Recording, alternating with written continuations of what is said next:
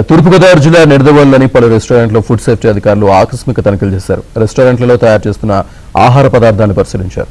అనుమానాస్పదంగా కనిపించిన ఆహార పదార్థాల శాంపిల్స్ సేకరించారు.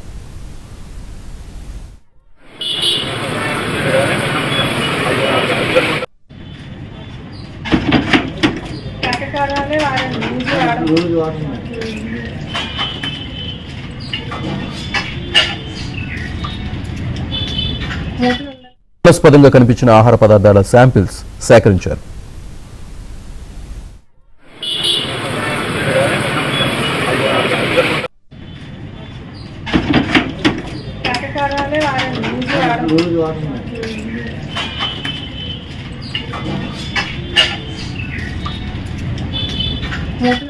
అనుమానాస్పదంగా కనిపించిన ఆహార పదార్థాల శాంపిల్స్ సేకరించారు.